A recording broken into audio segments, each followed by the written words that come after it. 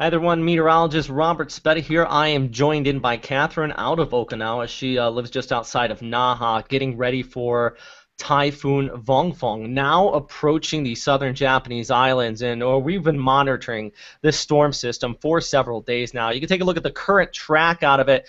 Winds at this time about 100 knots, gusting to 140 knots. That's from the Japan Meteorological Agency, though. The overall intensity via JTWC, via their 09 UTC update here on Friday. Winds about 120, gusting to 145 knots. And this is actually something I want to show you. The forecast from the Japan Meteorological Agency has changed. They are now expecting max forecasted winds for Okinawa Island gusting about 234 kilometers per hour. For JMA to put out winds that high, that is actually fairly surprising and impressive, and it's very rare to see them put out wind gusts that high. The Joint Typhoon Warning Center actually expects the winds to be around 130 knots or over 250 kilometers per hour for those of you following the military's forecast. Either way, and in both scenarios, these winds are definitely very strong and definitely very serious, and we have seen this track waver farther and farther towards the west. All agencies are coming in line here. You can see what all of them are basically saying on the screen here. That is not just the American agency and not just the Japan agency, but all the WMO agencies in the Western Pacific. So if you are ahead of this storm system, you definitely, I think at this point, it's over with getting ready. Winds are already starting to pick up, and that's why we got Catherine here. Tell us, what's going on right now out there? Well, we're definitely starting to see some nasty weather here in the south-central part of Okinawa. Lots of wind. Very much feels like we have a typhoon on the way, even though we're not expected to see a bulk of the storm until sometime tomorrow. Aside from that, we do have a lot of people trying to prep last minute, so tons of traffic. We are seeing things fly off the shelves here as well, so lots going on. Yeah, I seen actually your video from earlier today, and actually I'll show you it right here. Can you tell us basically, I'll go ahead and make sure I get the right sound on here. Just tell us what was happening. You see anything flying around when you were shooting this video? Well, let's see. What video are you referring to right now? Here, I put it up on the screen. That one right there. Okay, there we go. Yeah, this video was shot around 4 p.m. local time, and we did see a lot of stuff. Actually, it didn't pick it up in the camera, but right off to the left in this video, there was a lot of dirt from a local construction site that was really being tossed around. So that's one of the little things that we're seeing. We're also starting to see some items that people just didn't pick up yet thrown around, and this is one of the hazards of these storms. A lot of people don't realize that we really have to start prep well before this wind starts to pick up, and those are the things that we're starting to see tossed around right now and probably cause minor damage. Yeah, that's actually one of the problems I often see as well, especially in Okinawa.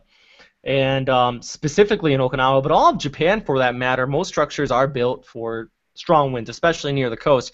So most often the damage really is unsecure things, and I think we repeat that quite often. Every post I put out on the website, and I always say, even on NHK, get ready for the storm system, and we always say secure stuff, and I think that's a big mentality difference from the States. In the States, it's board up your windows and get out of Dodge, but here in Japan, it's more or less hunker down and bring everything inside a secure area. Do you think that's kind of the mentality, not just for the military out there, which I know a lot of people are watching from the military, but the overall Nihonjin mentality in Okinawa? Well, you know, it's very interesting that you say that, because as you said, Americans tend to want to board things up. They want to tape windows, which actually is going to do more harm than good here in Okinawa. I'm not sure about other parts of Japan, but here things, like you said, were built for this. So you do see a lot of people, especially as we get a day before the storm or so, you're not going to see people boarding up windows. I think it makes some foreigners feel as though people aren't preparing, but if you look close, you're seeing people bring bicycles indoors. take down clotheslines, and here in Japan there's a lot of bars used for clothing. They take those things down. All those little items are the things that people are bringing indoors. So yeah, it's definitely a different mentality from Americans to Japanese, but it is a lot of just bringing everything inside and then just staying inside for the duration of the storm and then bringing it back out at the end. And you say staying inside during the duration of the storm. This was another question I really wanted to talk to you about. With this storm, it has been moving exceptionally slow. I mean, right now we can take a look at the model outlook and just showing it down here towards the south, and we're looking at the next, basically, I mean, we're already seeing winds. I'll put this on the screen. The current winds being seen out there in Naha, at least at this time, upwards of about, this right now I've seen reports over 80 kilometers per hour already at the airport. And that's really going to be persistent throughout the rest of Friday and definitely throughout the day on Saturday. Winds continuing to kick up well over 100 kilometers per hour by Saturday evening. So just the persistency of this wind, is this quite unusual for the island down there from the typhoons you've been through? Well, it is for the most part. You know, I've only experienced probably one other storm that has been over the span of like a week, and that was many years ago. So, you know, we normally see the storm come in, it hits us hard, and then it moves away. But it's definitely hanging in there, and I think that that's giving a lot of people a little bit of, what do you want to call it? It's making them anxious, you know, because you see the winds out, you don't necessarily want to go outdoors because you think it's too bad at the very beginning, which isn't the worst idea to stay inside. But then people get a little antsy once the storm gets really bad. They want to venture outside. They want to no longer be sitting in front of a television, and that's where a lot of people start to get themselves in trouble. So it's really important, especially during storms like this, to be patient and to have a plan of stuff to do. Oh, fantastic. Yeah, I mean, it's fantastic that a lot of people do stay indoors, and I have actually seen a lot of events canceled for this coming weekend. Flights still running in and out of Naha. I've actually gotten a lot of questions about that, and I want to share this with you. This is actually a video somebody posted, Nihonjin there out of Okinawa, and I really want to show this because this just blew my mind. This was from a flight first thing this morning, one of the first flights that came in, and what we were seeing was winds basically coming at a 3-6, or coming from about right out of the east, but the runway on Naha is north and south. So yeah, this image just really kind of blew my mind. It's not uncommon, but definitely some fantastic landing there. And I've seen flights really flying in and out of there all day. Have you seen any reports of cancellations? From what I've seen, they're still flying at the very I'm actually looking right now at the list of flight cancellations, and I am seeing a lot of cancellations from ANA. Looks like Peach is now canceling flights, and this is from 6 p.m. tonight till 9 p.m. We're likely to see more flight cancellations coming in throughout the evening as well as into tomorrow. But we are already seeing cancellations. Those are cancellations departing from Okinawa. Let me just check real quick. Yep, so ANA and Peach right now do have cancellations in place. Everything else seems to continue to be scheduled and on time. All right, yeah, I actually seen Mr. Josh Morgan. He's going to be heading down to Okinawa as well. He just got on a flight out of Narita at this time, so definitely coming in at the very late hours. I was actually fairly surprised to see that flight still flying. He's going to be seeing some strong winds definitely at landing, and I don't think any flights on Saturday are going to be taking off at the very least. So that's another thing I think a lot of people are worried about. If you have any questions and you are watching this update, please let us know. Put it down in the comment section down below. I've seen a few questions here, but anything specifically to Okinawa. What we are seeing, though, is with the storm system at this time, still fairly strong. It did peak out with a pressure actually right around 900 HPA. And somebody actually just asked this question. I'll go ahead and answer it. They're saying, is this the same intensity as Haiyan? You remember Haiyan, of course, killed over 7,000 people in the Philippines. Actually, according to JMA, it was near that pressure. I don't think it was actually remotely close to the intensity of Haiyan. Haiyan was just a totally different monster entirely.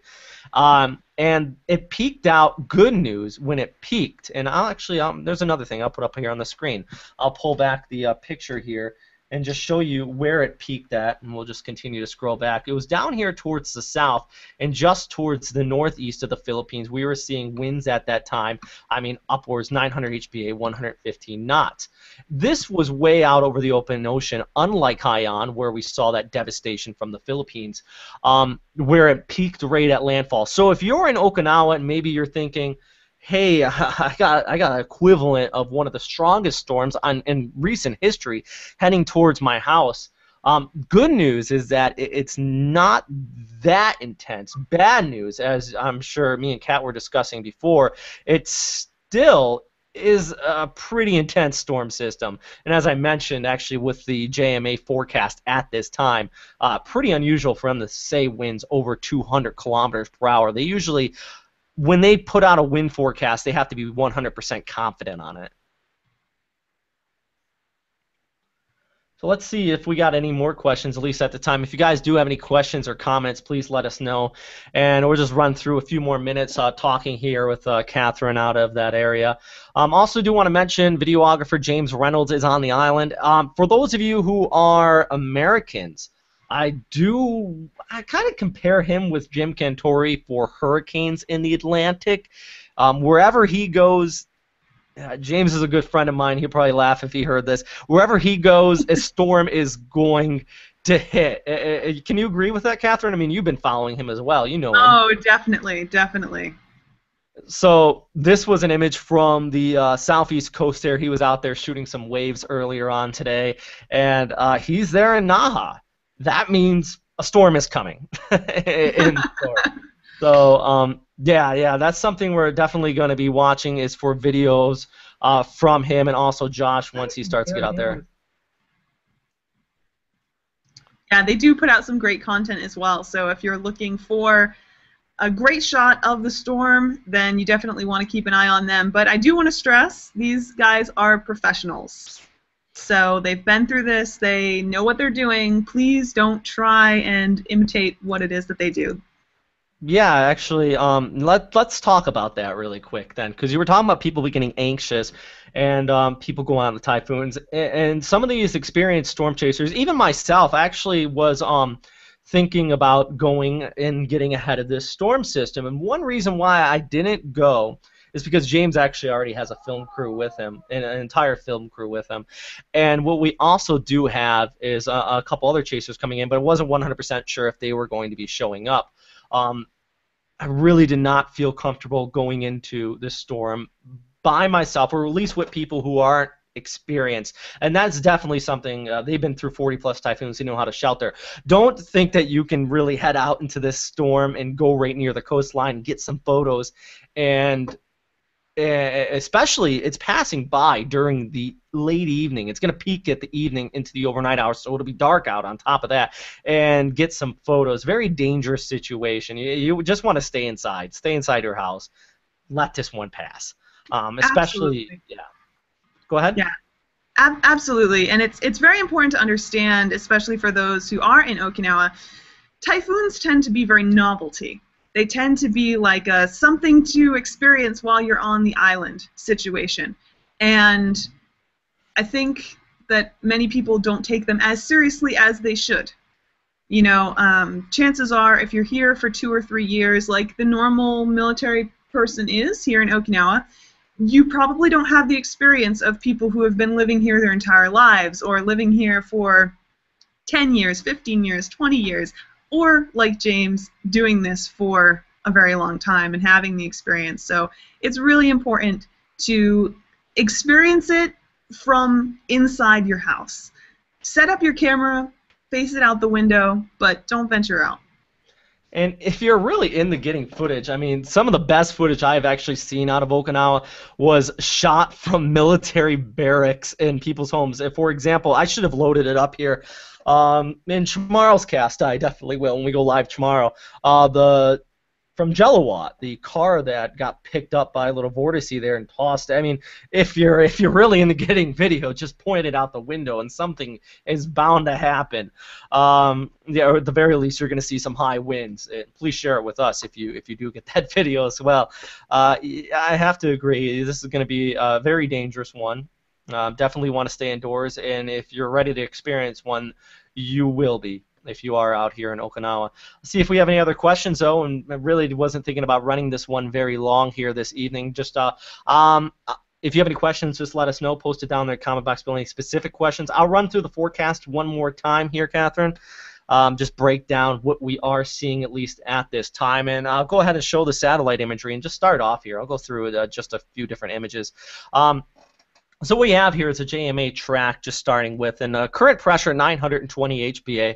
It has dropped about 20 HPA from what we were seeing with that max intensity of the storm system back when it was a violent typhoon from JMA, or a super typhoon is what the JTWC calls it. We are still seeing it track off here towards the north, and the trending has been farther and farther towards the west. That has been really the case, and what we are also seeing is with numerical guidance, it's also pushing farther and farther towards the west. For example, just showing you here the ECMWF model, really taking it directly over Naha. This shifted from way out here towards the east just 24 hours ago. When you see a dramatic shift like this, it really shows the likelihood of the storm system doing just that. This is the GFS right in line in just a 36-hour forecast. So with JMA still pointing it over the northern extent of the island, I actually think it's going to be wavering towards the south. That's my personal thought on it. JTWC has it going right over the center of the island here. Also think they'll waver down towards the south. The big reason why I say the differences between the north and south end of the island is for a few reasons, and I'll just show you here on Google Maps. Let's say the storm did pass just towards the north extent of the island. That would put those of you in the southwestern periphery of this. The winds would be coming in from the southwest. It's still going to be bad, but it's actually worse if it passed just south of the island with the right front quadrant, the strongest winds associated with this storm system, that core around that center eye wall, pushing right over the heavily populated areas there in Naha. We can even take a look at the satellite imagery, and what we actually see is right around that center of circulation here, you have that inner core. And Catherine, you can actually agree with me. Sometimes we've seen typhoons hit the northern extent of the island, bring winds over 150 kilometers per hour, and really down towards the south in the Naha, they don't get it quite that strong. Have you seen that? Absolutely, absolutely. There have been, even in the last year, if I remember correctly, there have been storms that have just scraped the northern part of the island, and down here, even in the south central, I'm not even at the way south, we still get just a little bit of wind, and then we're fine. So in this scenario, if it does waver towards the west and it puts Naha, and that includes the Kadena Bays and all those people there, because, I mean, when we're talking about the southern extent of the island, we're actually talking about basically everybody in the from Okinawa City south. Everything off here towards the north is mostly countryside, a few areas, and where that tragedy happened last week was out here in Kunigami on the northern portions of the island. But when we're talking about where most of the military are located and where the highest population of people are is down here towards the south. So if we've seen this come right off the southern extent, that would put those max winds of typhoon strength, well over 250 kilometers per hour, right across this area. So definitely a very serious situation. I also, hey, while I mentioned that off here towards Kunigami, we should mention it just for a second. We broke it a week ago. Right in the middle of our live broadcast, it actually came up with those missing airmen. All three were found, though, and unfortunately all three were deceased. It was a very tragic situation, but the reality of it was that it was avoidable. And it's not just American military that fell to this same problem of going out and observing the waves in the storm system. And a lot of people are getting upset, saying that people are kind of insulting the military by that. But no, it wasn't just the military. Actually, a surfer in Fujisawa was washed out to sea. And something I'm not seeing very many people talk about in the Yokosuka area, because we had a lot of military watch from Yokosuka, was a student, a junior high student in Yokosuka, was actually washed out to sea because they got too close to the seawall. So 5 people died in Typhoon Fun,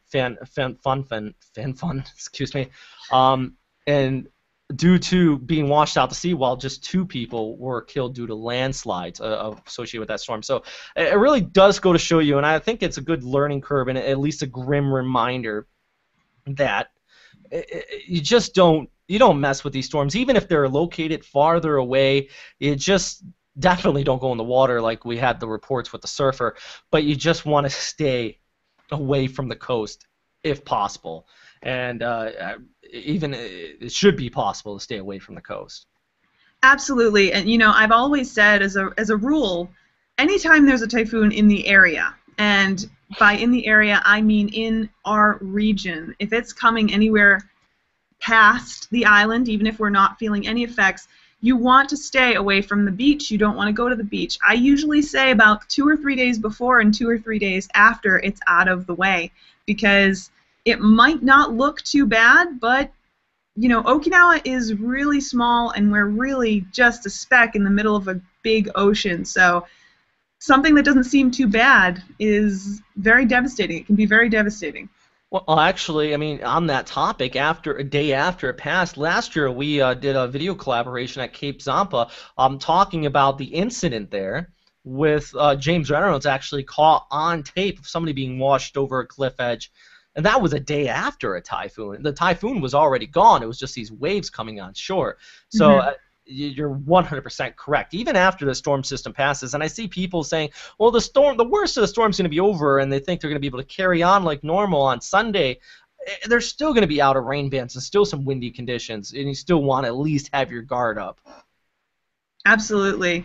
And especially, I realize we had a lot of flooding from previous storms. That's another thing too. Flooding, that's a real threat, especially when you get tons of rain. Now, I don't think the forecast is for a lot of rain with this storm in particular, but especially on places like the military bases where there have been a lot of problems with things like water lines and drainage, that's a potential threat too. So you always want to keep in mind all of the things before and after the storm. Debris, landslides are a huge one, especially for those who like to explore in the northern parts of the island, because parts of the road will just be washed away. They'll just be gone. I've seen that many times in the past. So there's always consequences for all these things that happen, and they're not just isolated to the few hours that we're experiencing the storm. So it's really important to keep that in mind. Exactly, and I want to talk about Okinawa, but I actually just seen one question. Somebody is asking about Shikoku, and a few people have actually also talked about Tokyo as well. So I'm just going to go through here really quick and continue on the forecast outlook, not just for the southern Japanese islands, as we were talking about earlier, with seeing those 100 kilometer per hour plus winds, possibly upwards of 260 kilometers per hour, but we're going to be seeing the storm system track farther towards the north. And really, as we look ahead through Saturday and Sunday, somebody asked, when's it going to be impacting Shikoku? Well, actually, that's not really going to start until Sunday night into Monday. We're going to start to see this pull off towards the north, move across Kyushu, and its impact on Kyushu really is going to decide how much it impacts farther here towards the east, because if we see this move directly on this track with the ECMWF is showing right over Kyushu, it's really going to tear this storm system apart. So by the time it gets to Shikoku, it's still going to be a big flood maker, though, because we often see those southerly winds wrap around the southern periphery of this, and that piles up that heavy rainfall up and down the coast, also across parts of Kyushu as well.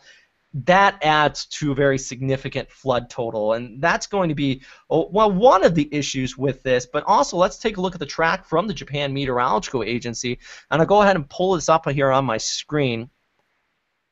They show it kind of not making that landfall in Kyushu, just skirting the coastline, and we can even put up the 5-day forecast, and they really have it actually coming farther towards the north and then making landfall in Shikoku and moving across the Kii Peninsula.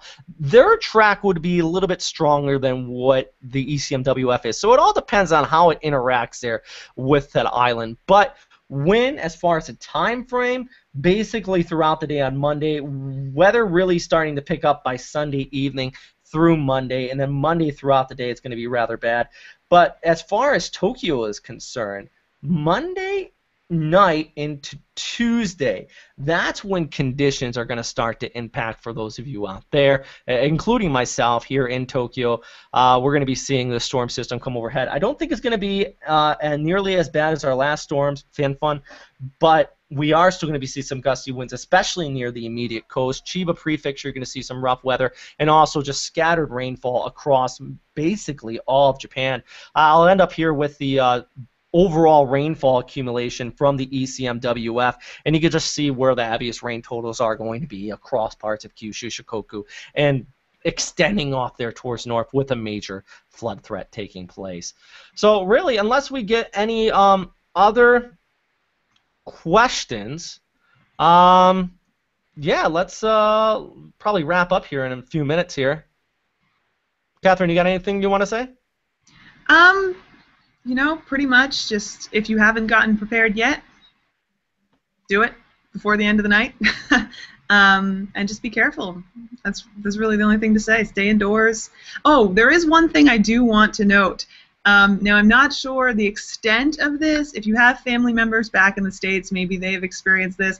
I was contacted by my parents saying something about how this is the biggest storm of the century or whatever. And, you know, lots of mumbo-jumbo. And they said something about how infrastructure can't withstand the winds that we're expecting. Now, this came from a very balanced family member of mine, so I'm very surprised. Like, they wouldn't have cooked this kind of thing up. One thing I do want to clarify, if you happen to stumble upon this information, is that we are totally going to be okay here in Okinawa. We're not going to see the type of devastation that you'd see in a country that's maybe not prepared for this type of weather. You know, we are prepared. We're in concrete bunkers, basically, most all of us. So it's, as long as everyone's taken the time to get their stuff, bring it inside, and stay indoors, we should be just fine.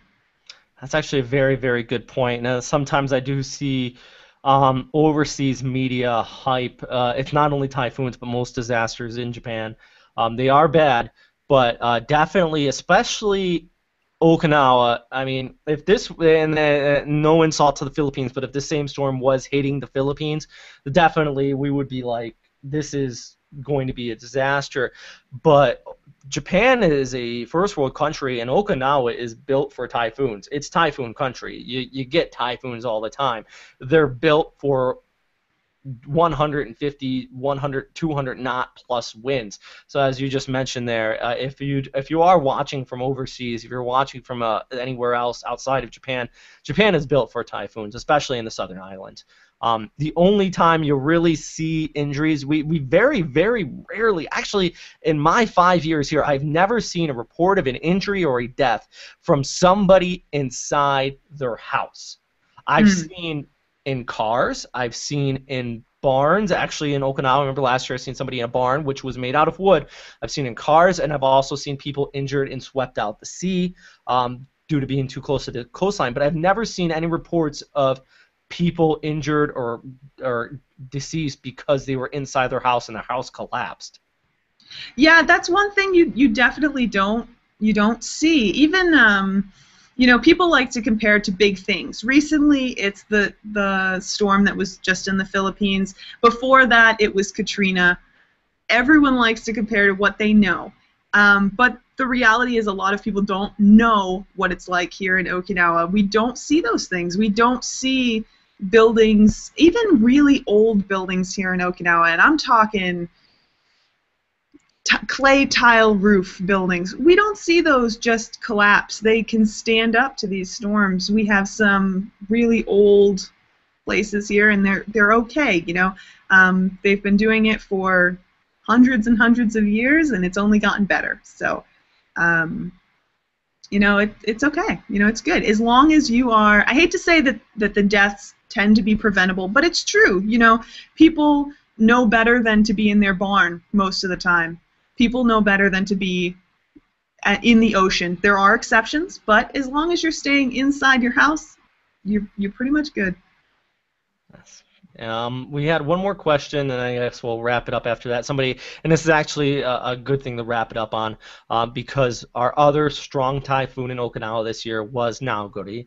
Hmm. Everybody, that's basically the benchmark for anybody that has been on the island in the past year, since Jellowa. I think Jellowa was the last one that hit the southern portions of the island. Um, Naoguri was less intense than this storm system. And even at this point, it was farther offshore too. What we're going to be seeing, and I'll go back here to the track from the Japan Meteorological Agency, what we're going to be seeing is this storm move right over the island. Now, Naoguri, it did have a different thing. It had that persistent rain band coming in behind it. So we saw a major flood threat with that storm system, and it definitely caused a lot of flooding on the island. Vongfong is going to bring some rainfall, and there's going to be flooding. I don't think it's going to be as intense as Naoguri. So in that aspect, Naoguri, definitely a bigger flood maker we're going to be seeing out of this. I think this one's going to have a lot of dry air wrap around the western periphery of it, so we're going to see things clear up after it passes. The winds, on the other hand, that's a different scenario, and that's where we're going to be seeing the problems with this. So if you're talking about the winds in your question, yes, this is definitely stronger than what Naoguri was when it passed over the island. And another question, where exactly is it? Well, you can see there right on the map, actually at this time, about 400 kilometers, I believe, towards the southeast of Okinawa. Winds are already picking up there, though, because we are continuing to see a high pressure gradient with a high towards the north, and that's just making things very windy, and it's been very, very windy. There's a few other questions, one there on Fukushima. I will address that in another video I'll put out in a little bit. We're going to have just one of our normal casts I'll put out here in just a few minutes. Thanks, Catherine, for joining in here, and I really appreciate it. Thanks for having me.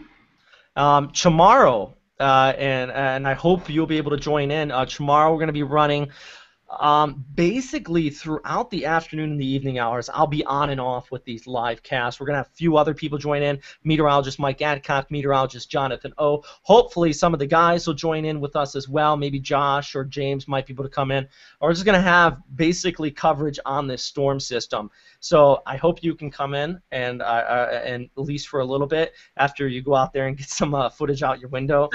And yeah, just share what it's like there on the ground at this time. And we're going to keep analyzing the storm. Stay with you guys here in Okinawa. And, well, thanks again for joining in. Again, thanks for having me. It's awesome. All right. Thanks for everybody that asked questions, and stay safe out there. Bye.